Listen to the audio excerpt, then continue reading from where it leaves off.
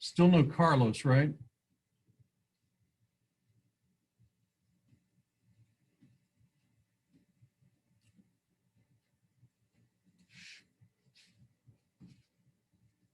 Matt's just coming in. Alex, yes. Grace is here.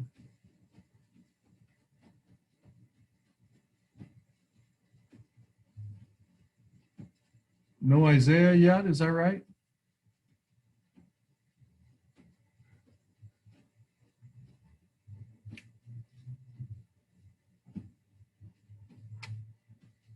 No Ava yet?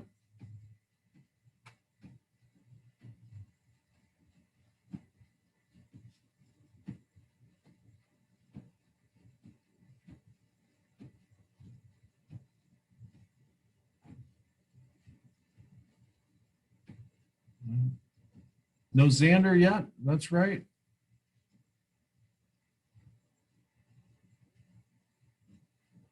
Avi, I saw you come in. Yep. Brandon, yes. Andrea Valencia, yes. Everybody else. I can't count.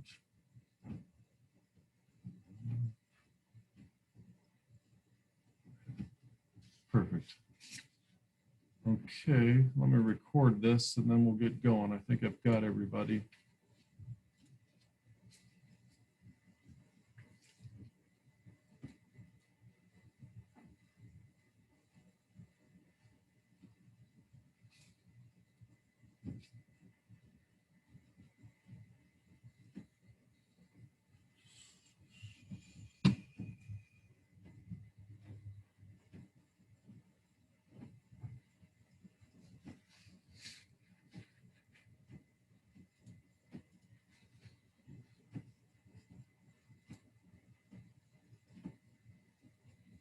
All right, so just to check again, no Sylvia Garcia,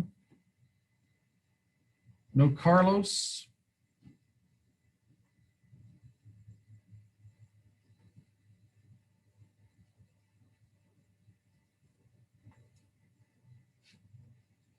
no Isaiah, right?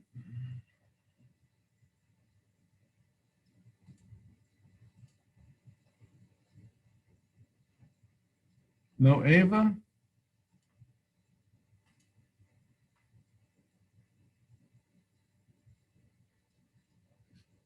No Xander.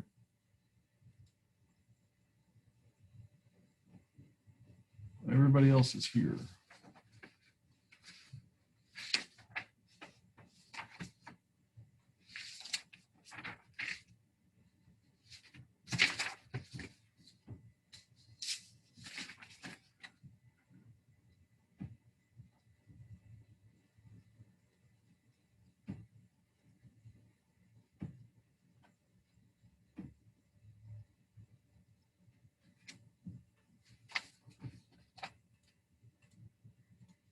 Alrighty, happy Tuesday to you. Glad you could make it. As I said yesterday, we have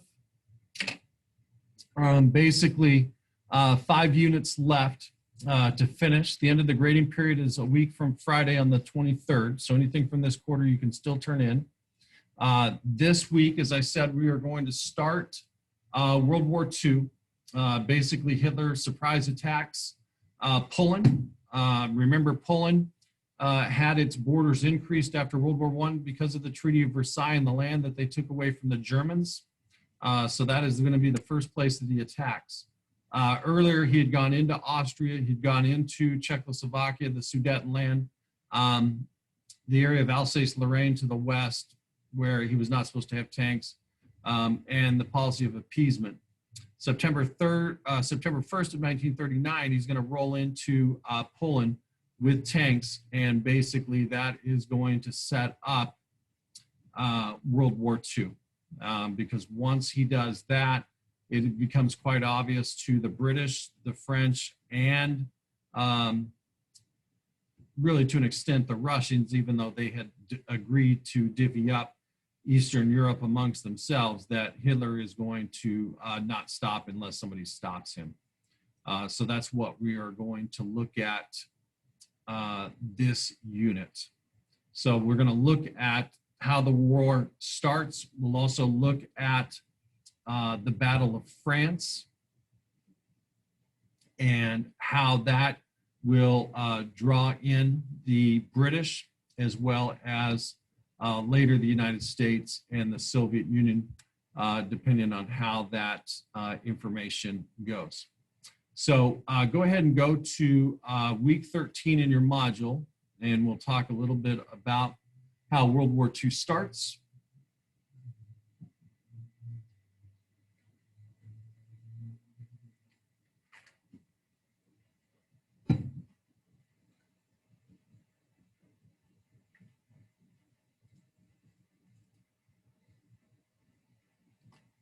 All right, so if you remember a little bit about some issues that we had talked about, basically the appeasement issue, France and Britain, as well as the Germans too, had experienced the Soviets as well. Millions of deaths, basically, of an entire generation of young men during the Great War.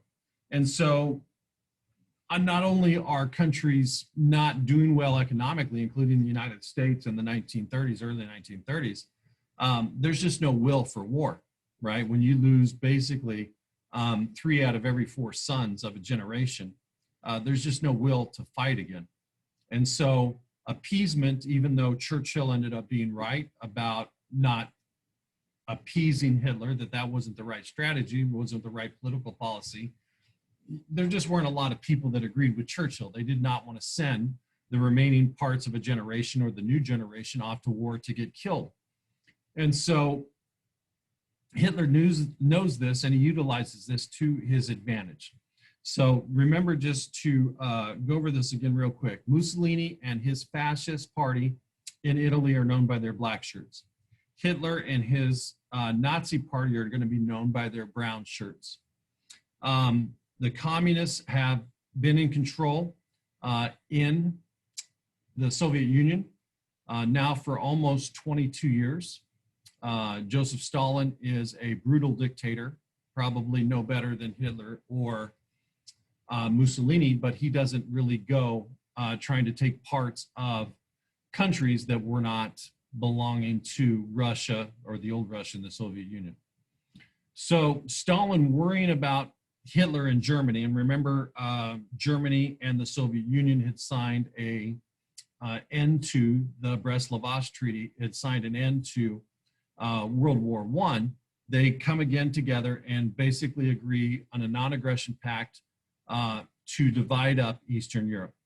So they're going to split Eastern Europe. They're going to divide Poland. Russia's going to take the Baltic states, Lithuania, Estonia, that we had looked at before, and Germany is going to take Poland. But on September 1st, 1939, after securing that he would not be getting attacked from the east, Hitler decides to go ahead and take over Poland, right? Because they had taken land from Germany and given it to Poland to make it a larger company. So September 1st, 1939, the World War II is going to start, and it's known as a lightning war. He basically overwhelms Poland in short matter of time. This Blitzkrieg or lightning war consisted of fast-moving tanks with air support and massive troop movements into the area to overwhelm them. He is also going to second attack to the west and attack France. And he basically defeats France and overruns them in less than 6 weeks. After that, Germany controls basically the northern part of France. The government of France flees to the south, trying to get away. And Hitler sets up a puppet government in which he is going to control. So it is a very fast war and rolls through very quickly, as Germany had been building up for this for almost 20 years, right? So this here is a quick explanation of Blitzkrieg and what it means. So let's go over that real quick. Let me reset this so you can see it.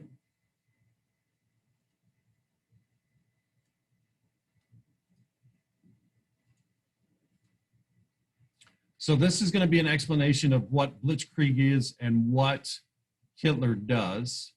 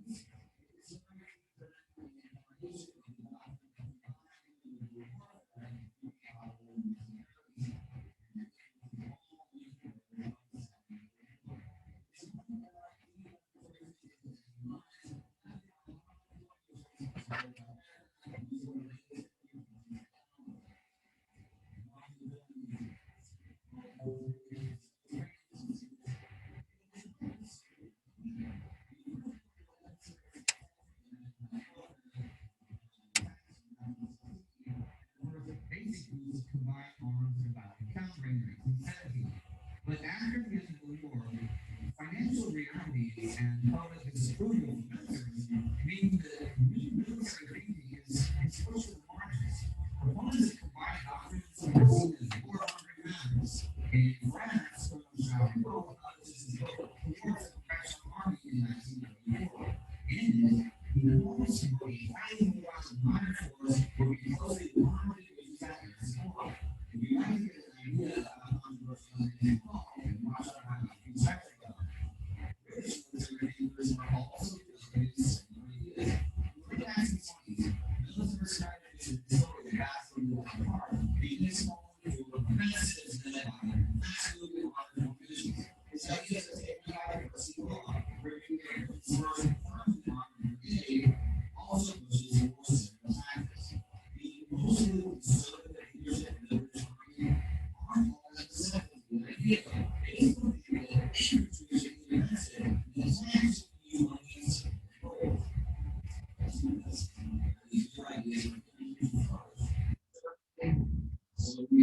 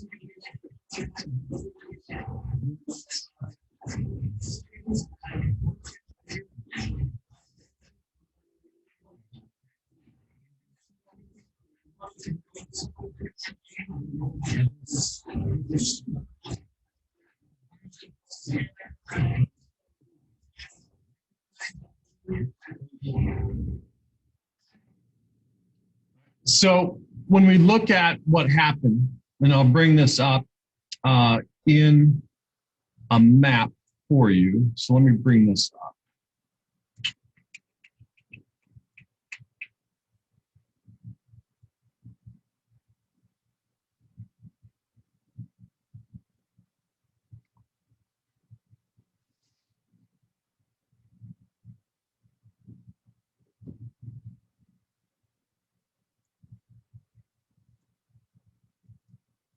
Okay, so what ends up happening basically is this. If you look at this map, what Hitler decides to do is to go and take over. First is Austria. We talked about that, right? He takes over all of Austria. Then remember at the Munich conference, he says, look, I'll stop here at the Sudetenland, which is basically the northern part of Czechoslovakia, because those are Germans and they should have never been put into the rest of the country. After appeasement, he basically goes and takes over the rest of Czechoslovakia and nobody does anything. Then September 1st, 1939, he attacks Poland with his Blitzkrieg lightning war. And he overruns Poland in a matter of days, if not spread into 2 weeks. I mean, basically, it's over in the first 48 hours. And basically has taken over this part here. Now, remember that he had drawn a line here and basically had agreed with Stalin not to take over these Baltic states, right? Estonia, Latvia, Lithuania, these Baltic states along the Russian front. That's why they're no longer countries here. And so this goes to Germany, Poland, and this goes to the Soviet Union.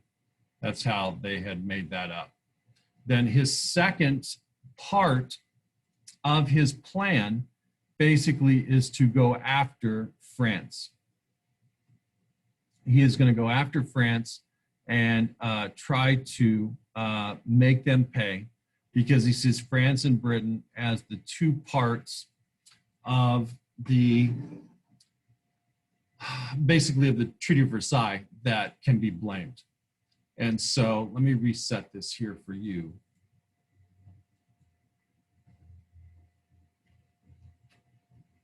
He defeats Poland, as I said, in a matter of weeks. And basically that is going to start World War II. After he secures that area to the east of Germany, he is then going to go on the attack and basically go after the French. And France falls in 6 weeks, all right? The German plan for invasion of France consisted of two major operations. Case Yellow, in which those German armored units pushed through the Ardennes forest, all right? So that is the border between Germany and France. And I can bring that up here. Let me bring that up for you so you can see what we're talking about here.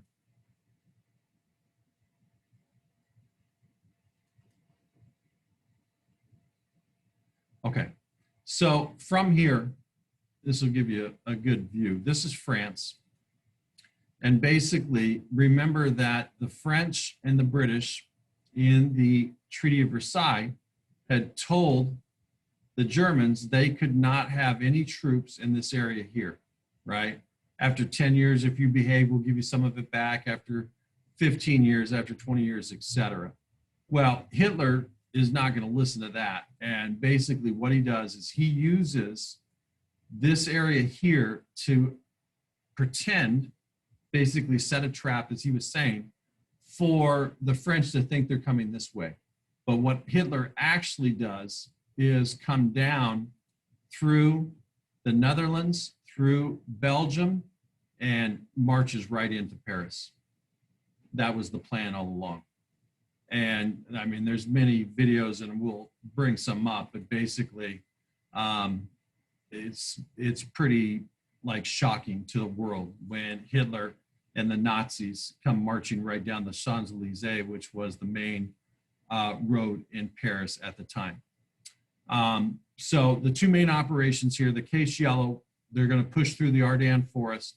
Case red is the German tanks outflank the Maginot line and push deep into France. That was the coming over the top, basically coming from the north down to Paris and taking over. So German forces occupy Paris by June 14th, and this had all started in May. So it goes quickly, 6 weeks. German commanders meet with French officials on June 18th. By June 22nd, the second armistice was signed by France and Germany. Basically, France has surrendered. Germany would occupy the north and the west. Italy would control a small occupation zone in the south and east. Unoccupied zone in the south would be the Vichy government. So you can see here, these were the strong fortifications of the French. And the Germans basically tricked them by saying, oh, we're going to attack here, we're going to attack here, bring those armored divisions there. So the French move all of their fortifications here. But what happened is Germany actually comes over the top through Netherlands, through Belgium, and it's a straight shot to Paris. If you've ever been in this area here of France, it's very low lying. There's not a lot of trees.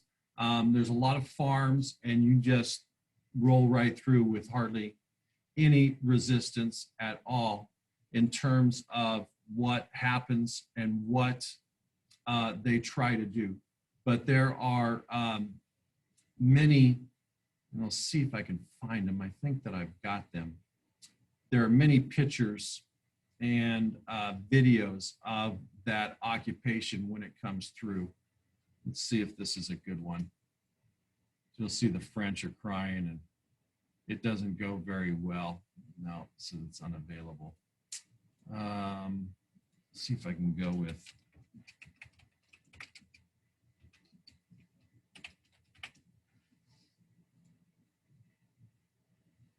Just find you a short clip because this one's pretty good.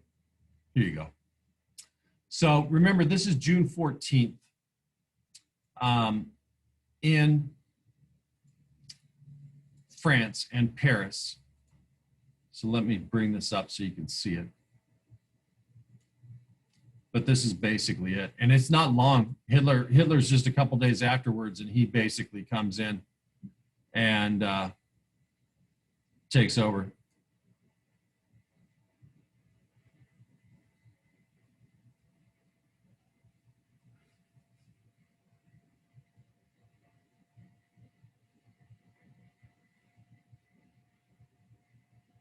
There's no sound, sorry. So those are the Germans marching in, and there's no resistance. That right there is called the basically Arc of Triumph.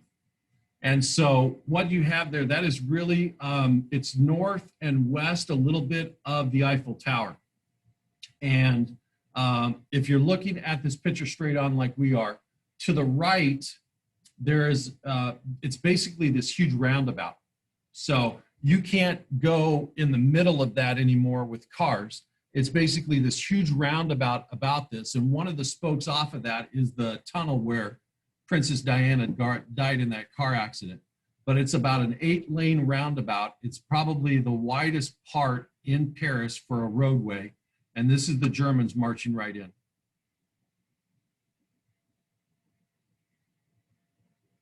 So you can see they're crying. Some of them are clapping because they don't know what else to do. This is the best part.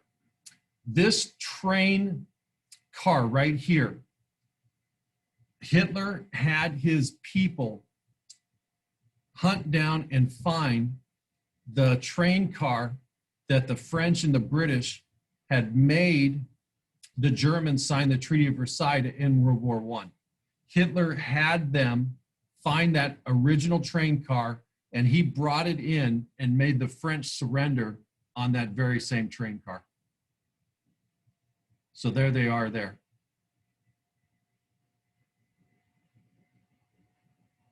That's Hitler.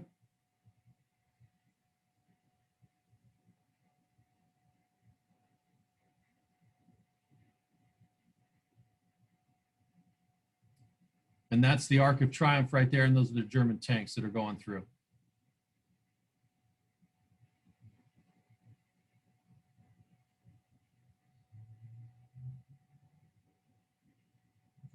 So there's also one more thing I'll show you. Sorry. One more thing I'll show you here. Let me unshare that.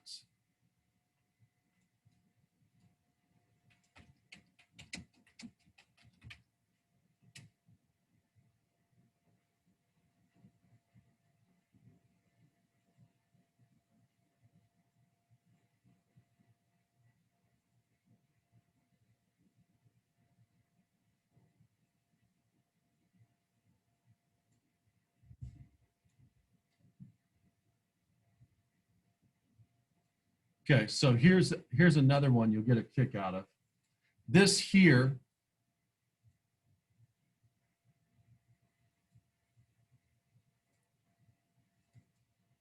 see if it shows Hitler overlooking the Eiffel Tower. I think this one does.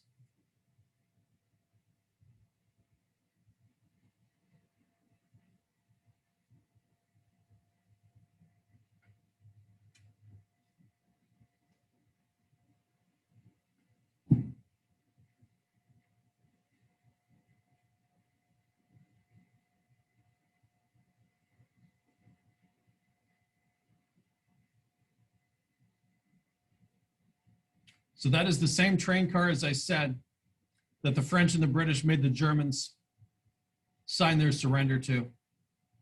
Hitler had his people track it down and find it.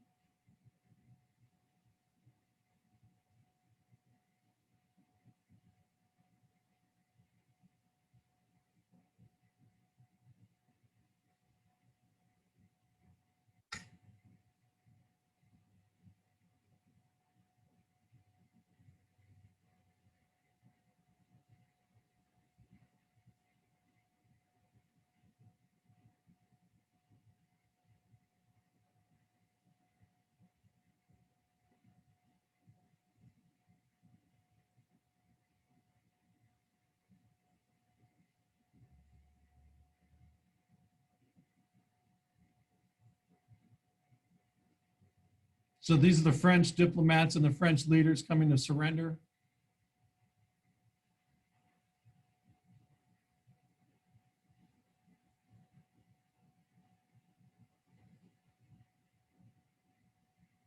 And you see the French just sit there and wait because they can't believe it's the same car.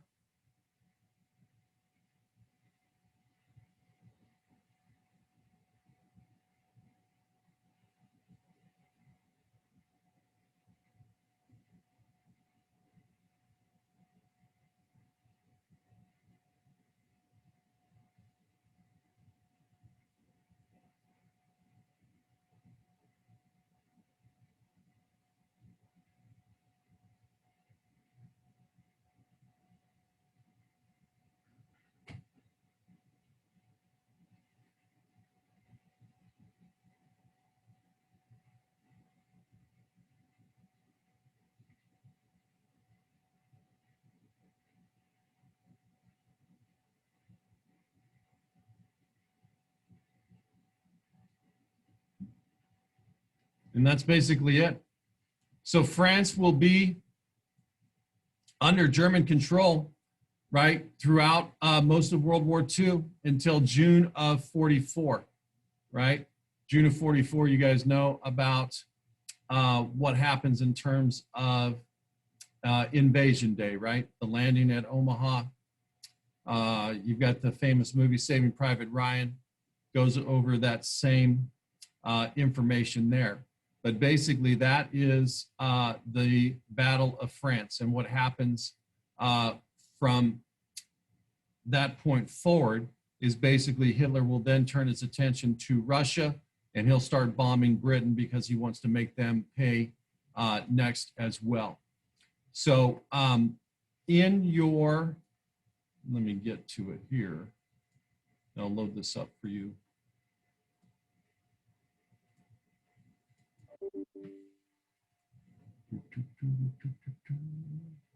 Okay, so in your module for this week is the map of Europe at the start of World War II.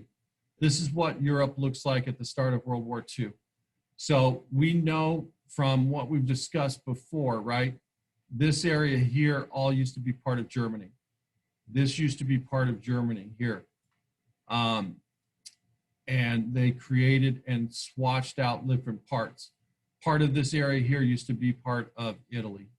And so basically this is what Europe looks like at the start of World War II and what is trying to be accomplished. So there is a map on formative that you're going to do before we meet tomorrow. So use this map. These are the areas that you need to know. I've moved in close. So this area here, right, just so you can see, this area here is basically this area. So you need to know Germany, Poland, Czechoslovakia, and Austria, right? This is the center of where the war starts, right? Germany is 1, Austria is 2, Czechoslovakia is 3, Poland is 4. Then in the second group, these are the northern countries here that we have looked at before. So 5, this is Denmark. 6, right, is Norway. 7 is Sweden. 8 is Finland. So that is from this area up here, right? So Denmark here, right? Norway, Sweden, Finland. And then the last ones that you need to know in terms of lowland countries are here. So you've got 9 is France, 10 is Belgium, 11 is the Netherlands, and 12 is Luxembourg. So that third set of 4 countries is this area here: Netherlands, Belgium, France, Luxembourg. So area 1 of the map identifications you need to know are here. These are area 2, including Denmark, and this is 3 of that. All right, so that's only 12 of those that you need to have done. So do those before we meet tomorrow, and then we'll talk about how the Germans forced basically the entire French army off the continent. If you saw the movie Dunkirk a year and a half ago when it came out, maybe it's been 2 years now, that is the fleeing of the French, the saving of the French army, exiling them back over to Britain until they can live to fight another day. Really sort of saves Europe from Hitler's war.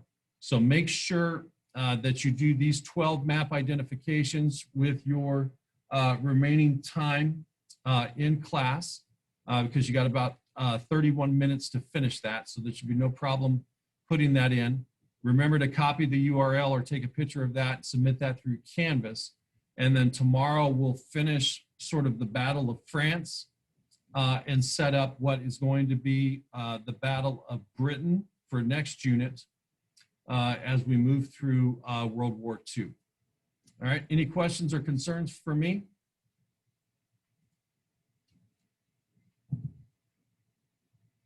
All righty, thank you. We'll see you tomorrow. Make sure you do that map exercise right now.